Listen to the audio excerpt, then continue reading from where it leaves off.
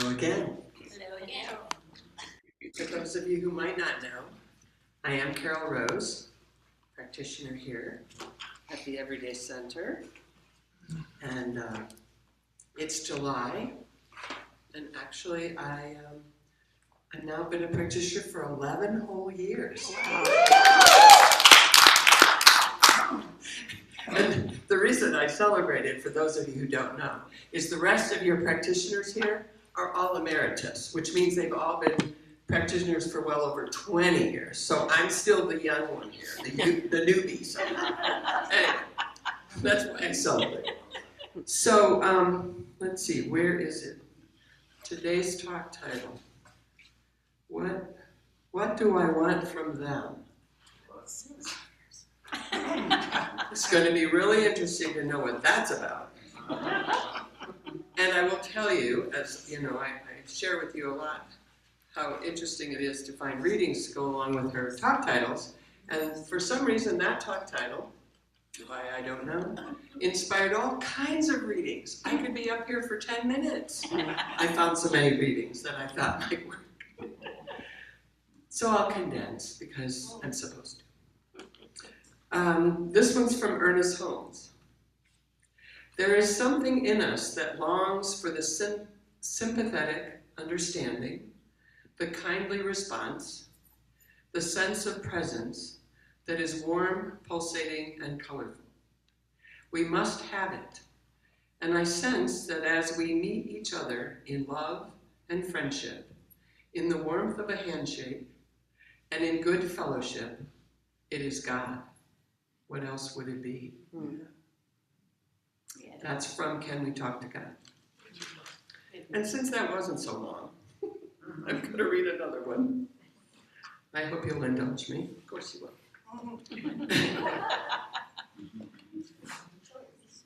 Yeah, you don't have any choice, right? From my favorite book, Journey to the Heart. One evening as I was readying for sleep, I had a vision.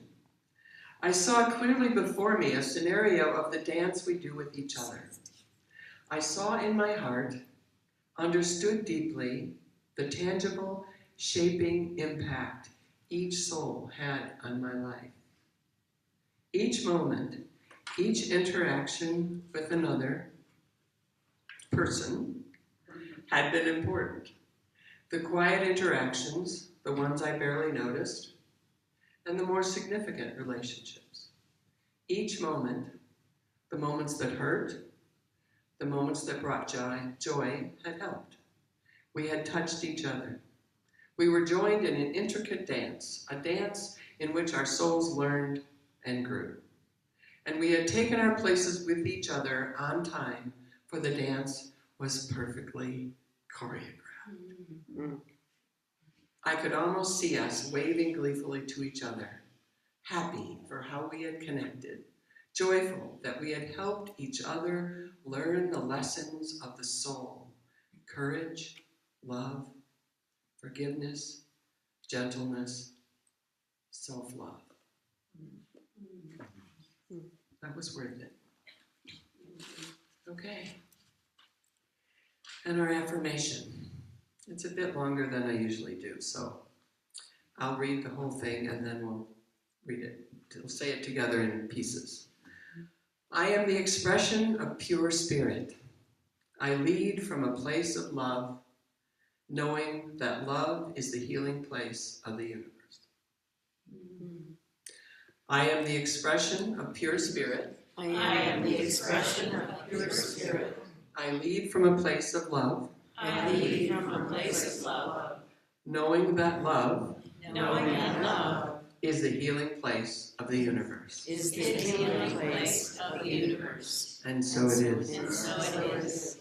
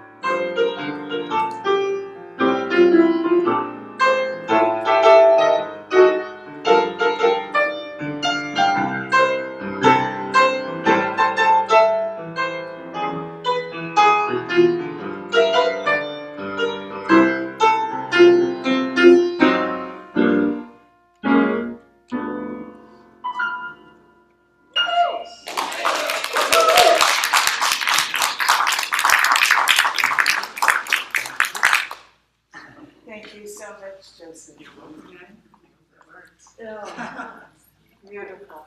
Thank you. And with this podium. Sure. Thank you.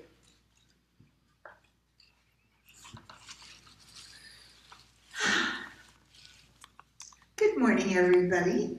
Good morning. Good morning, every day. Good morning, Ann. And what a beautiful day it is. And how exciting it is to be having our first potluck. I wish all of you online, whether you're on Facebook or Zoom, were here with us. That would make it even tastier. Well, you know, it's interesting how these things work, because for Carol to have found the readings that she did, which matched so perfectly with what I've been inspired to talk about this morning, is especially interesting because it wasn't the original inspiration for my talk. My talk completely changed yesterday. And I'll say the instigation for the change that was obvious in my mind. I mean, of course, we all know what the instigation for the change was. I open myself as a vessel, and Spirit says through me what it wants to say, and that's the bottom line. Yesterday, so I have a couple of true stories to tell you, and one of them is about yesterday. Denise and I have been celebrating the anniversary of our first date every month from the very beginning. And this was inspired by my boss at the time. He and his wife had been doing that. I'd never heard of anybody doing that. He and his wife had been doing that, and it wasn't like the celebration would always be some kind of big deal, but they would acknowledge it. And maybe he'd bring her a flower, and maybe she would make something that was his particularly favorite food, or they'd go to a movie, or sometimes they would just acknowledge that it was their anniversary and it was important to them to do this every single month. So I said, what the heck? Why don't we see how that works for us? Well, yesterday, now, I need to interrupt my own self and say that television series, they celebrate when they get to 100 episodes, right? Or their 200th episode. I don't think anybody gets to 300 anymore. But maybe a couple of them have. But they celebrate when they hit these milestones, which is what gave me the idea. And when we hit our 100th episode, we did this big whoop-de-doo thing. We were still living in Los Angeles, and the Staples Center where the Lakers play, and we were big Laker fans at the time. Not anymore. They were one of my customers. And so I arranged this whole thing at Staples Center for a Laker game, and it was just totally cool and very, very special. That was our 100th episode. I think it's a little telling that neither one of us can remember what we did for our 200th. I'm sure we celebrated, but neither one of us can remember. But yesterday was our 300th. Oh, wow. Thank you. And acknowledging our 300th episode, our 300th anniversary from our first date, is what changed my mind about, or what I thought changed my mind about what I was speaking about today, even though I think that Spirit had this idea all along. The other true story that I want to tell you that relates to what we will be discussing today is the reason I'm dressed in purple today. Not only do I love the color, but it's in honor of today being the last day of Wimbledon. Oh, right. And I couldn't figure out how to do purple and green, so here I am. Denise wore green on her bracelet, and I took care of the purple part. And we don't know anything about it since Thursday. Yeah, so don't tell us Don't say anything, anything. because we're 3 days behind in our viewing. So I learned something fascinating about Wimbledon. And whether or not you're a tennis fan, whether or not you've ever watched Wimbledon, I think it's always fascinating to learn these little backstories about places that we might make assumptions about. We might assume that only the very wealthy can attend the tournament, for instance. We might assume that it's, it's a rich man's sport. We might even make assumptions about some of the players. This fascinating thing that I learned about Wimbledon is 500 seats at center court are held back every day and sold at a very low price by lottery to the people who come and hang out to be part of what is called the queue, which of course means the line. And I can hear Deborah saying at home, who is watching Wimbledon right now and having a finals party, no, it's not called the line, it's called the queue. Anyway, that was such a sweet thing to learn, because it's important to the players, the organization, the history of the club, to make sure that it's available to everyone. Okay, so what does all of this have to do with what do we want from them?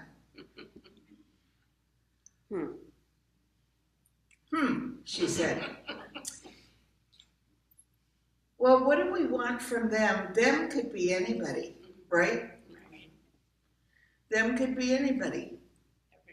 And frankly, my first thought when this title came to me a couple of months ago was politicians. What do we want from them? Yesterday, it became clear to me that it's not about politicians. That's right. It's about anyone else in our life with whom we have a relationship, large or small, close or distant. What do we want from them? What are our expectations?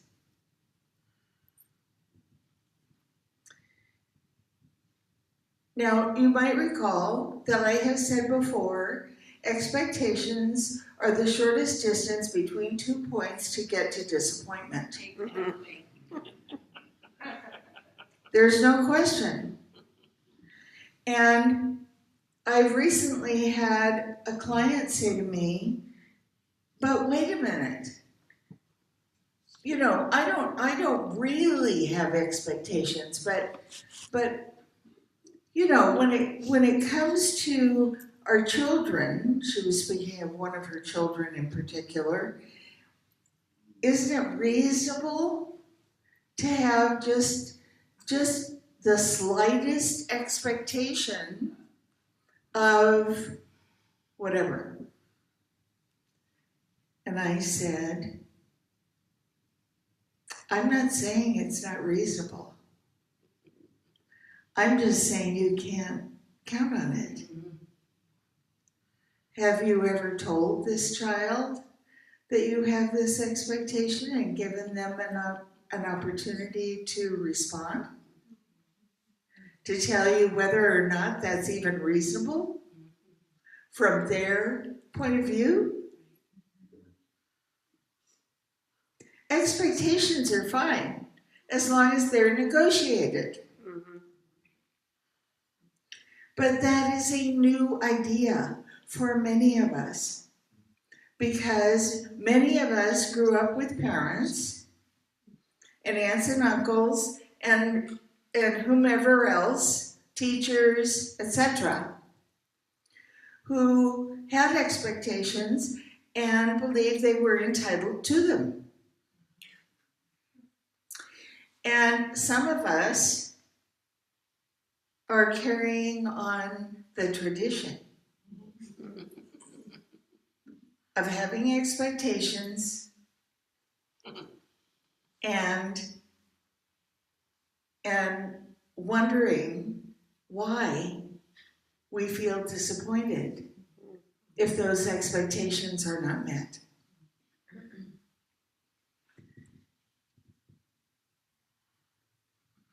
We have, you know, it's interesting, we have expectations without even realizing we have expectations.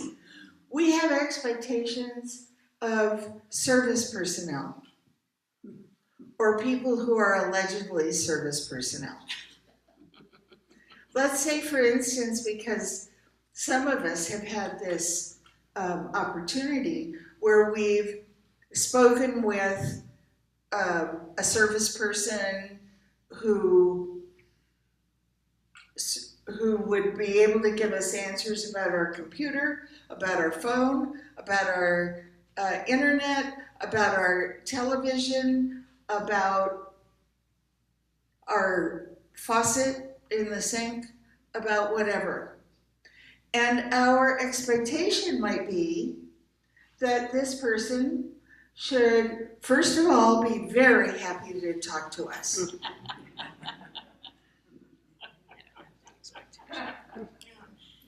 They should be delighted that we called.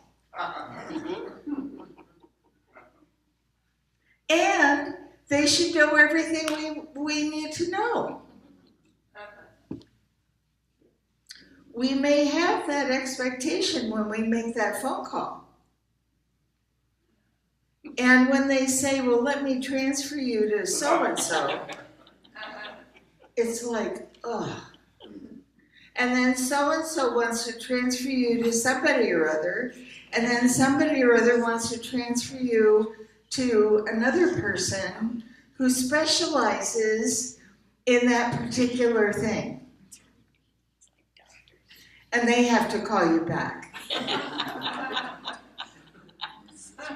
We've all had experiences like that, have we not?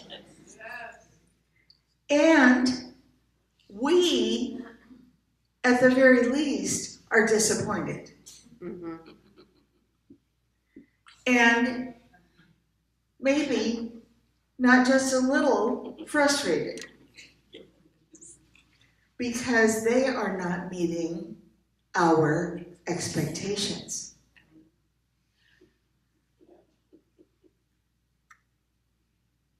We have all had experiences with friends. Well, I won't say all, but I have.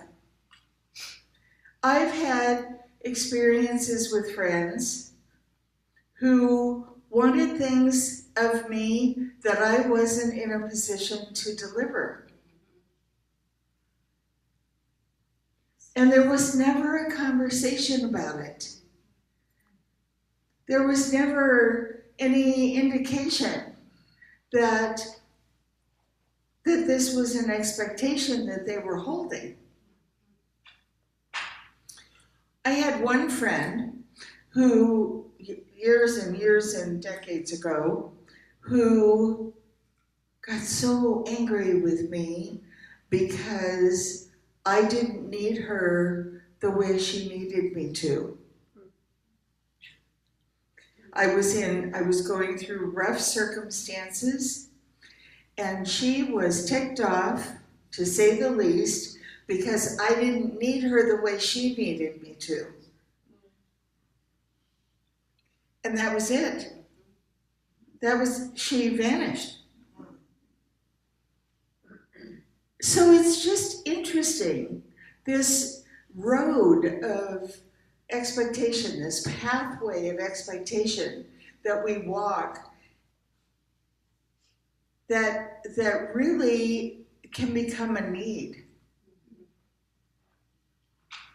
Now, in Carol's reading, she spoke beautifully from both quotes about the need being the connection for each other and the recognition of the life that is all life, the spirit that is all spirit, the soul that is all soul, the love that is all love, in and as and through each other.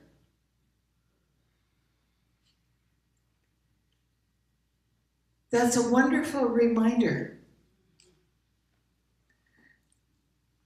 So we might ask ourselves, what are we carrying inside?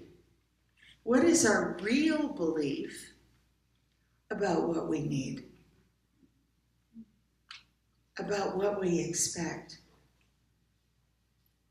About what somebody else's job is in terms of our happiness, peace, contentment, joy. All of us have heard someone say, and of course it wasn't anybody in this room, all of us have heard someone say, well, I'll be happy when. This is different. This being different always involves a person. It always involves a person or people. And if it's people that we know and we know well, especially, let me say, for instance, if the person is a relative, close relative, and they're making choices that in our mind they shouldn't be making. Notice those last words. In our mind, they shouldn't be making. What that does is that distances us from them as a spiritual being. We're in judgment, which is like going like this. And, until you learn how to tie your shoes, I'm not having anything to do with you. Or until you make a different choice about the shoes you're wearing, I'm not having anything to do with you. I'm bringing lightness to a subject that tends to weigh on us when it doesn't need to, because we are out of our lane. Mm-hmm. If we aren't using our voice to express what our desire is,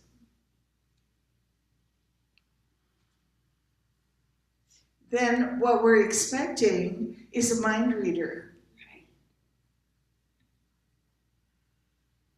Whether it's someone on the phone helping us with our internet or a friend sitting across the table at lunch. What we are expecting is a mind reader.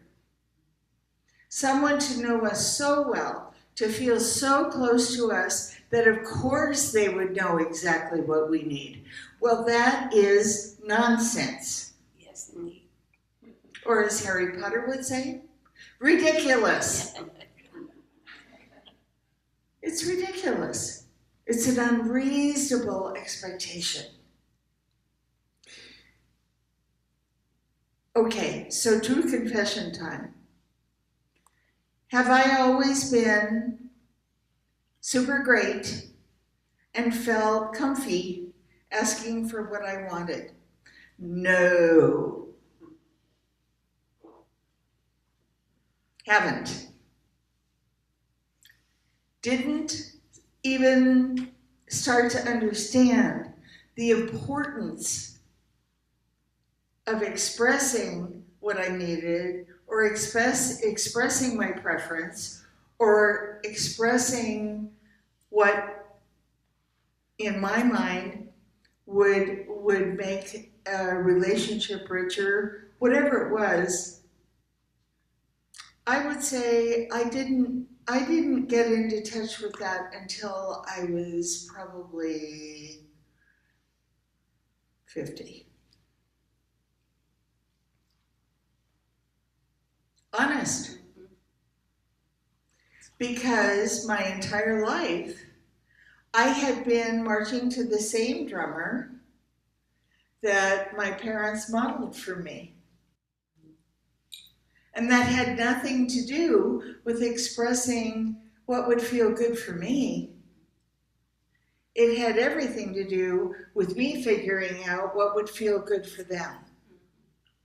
And so I did the same thing with my friends. I did the same thing in all my relationships. And it was moderately successful until I got mad. Inside, I got mad.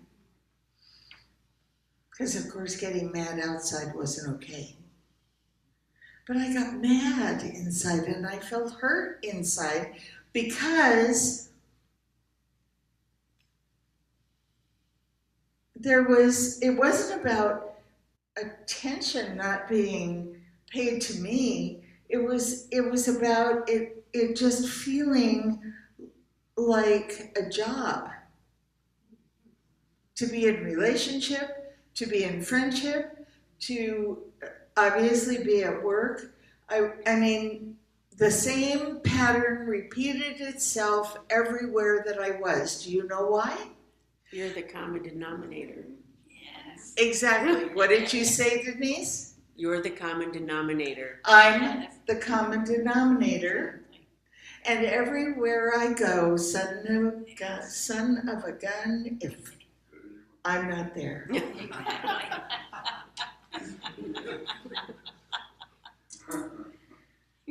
So this big event happened in my life. And you know, sometimes it does require a 2x4. I'm just letting you know. This big event happened in my life and it took me to my knees. But then I started asking myself questions. What's going on here? What are you really feeling? What was the trigger? Well, I found a lot of triggers once I started looking. Because they gather like dust mites. They just gather up and bunch up in the corners of our lives. There were a lot of triggers because I had been ignoring myself in this way all of my life up to that point.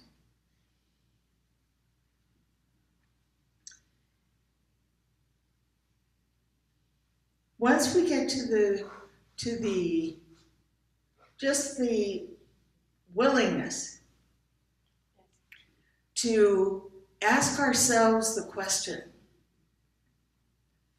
okay, so if I was to say out loud what my preference was, if I was to say out loud what I am feeling would make a relationship even richer, if I was to say out loud all of the things I'm saying today, what do I think would happen? You know, the people who would have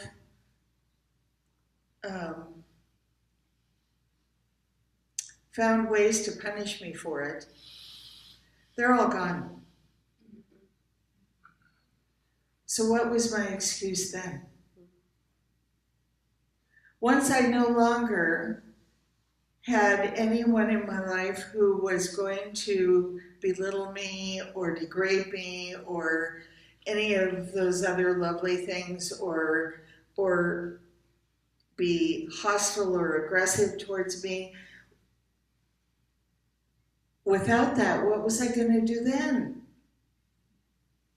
So I started in baby steps to try it out. And nobody died. Everybody was willing to listen. I found a way, by practicing, I found a way to express myself about what I needed or what I wanted to be different, where people could hear me. I learned to use I rather than you very successfully. But it takes practice. It takes practice. And it takes the willingness to have a different experience. Who are we without our expectations? That's a really good question to ask ourselves. If I let go of all of my unspoken expectations, who am I? Maybe our unspoken expectations is all that we've become. But I'll tell you what, the experiment is worth it. Indeed. The experiment is worth it. To find people that you trust. You don't just walk into Trader Joe's and go up to a cashier and say, okay, I just want to let you know that today I expect to find everything I came for, and I expect it to be obvious. I expect you not to have rearranged the store again, and I expect it, no. Find someone that you trust with your heart. Where you can say things like, you know, this feels a little uncomfortable to me, and I'm feeling like I would like our relationship to change in this way or evolve in this way. I'd like to step out in a new direction. We've been doing because a lot of our relationships, particularly if we've had them for a long time, we've been doing the same dance from the very beginning. That's not a bad thing. It's not necessarily the most honest either. Because if we step back in to the us that we were at the time when that friendship began or that relationship began, and we really don't let our friend know the us we are today, They don't know us. It's like a game. They have no idea who we are. So, of course, there's homework. And your homework is to try it on. Try it on with people you trust. Try it on with people who already love you. Because we're all grown-ups now, more or less. And the people who already love us are going to be far more tolerant of a news flash like this than someone who doesn't know us so well. Try it on. Baby steps.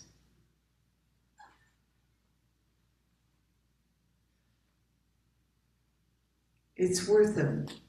It's worth taking them. It's worth investing ourselves in them. It's worth seeing what happens as we start really expressing our true self among the people closest to us. And then it becomes much easier to get Comcast on the phone and say, okay, Georgia, first let me tell you, I expect you to know everything I need you to know.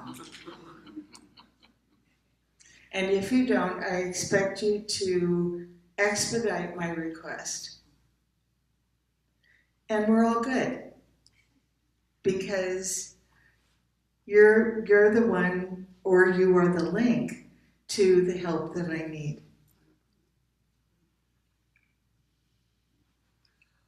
How much more invitational is that than just sitting and waiting to be frustrated?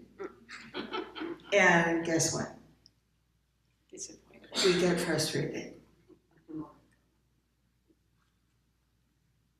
So I suggest we give frustration and judgment up for a week.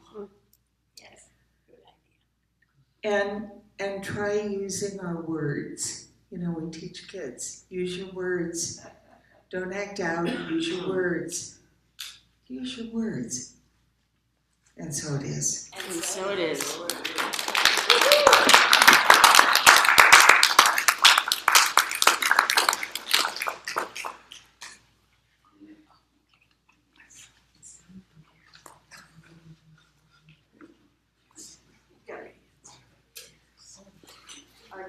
Okay.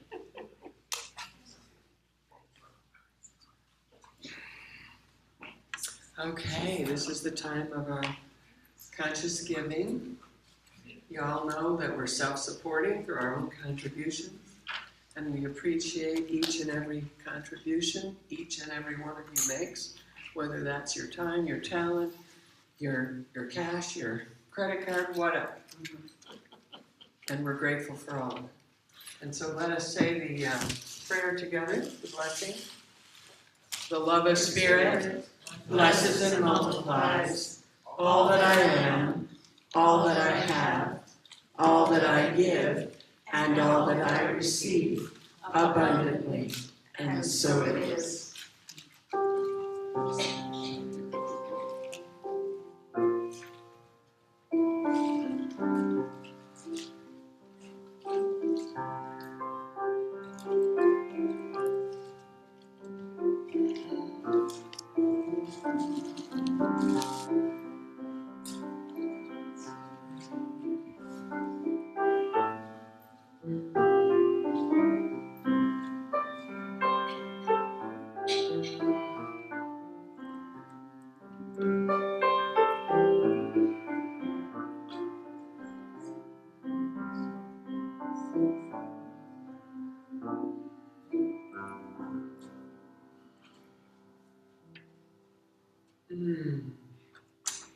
And so, with deep gratitude, we receive all of these gifts. It is a beautiful time of year where there is so much fertile things in nature going on. The trees are full, the flowers are blooming, the vegetables are growing, and life is full. It is always so. Prosperity and abundance are ours always. And so thank you, and so it is. And so it is.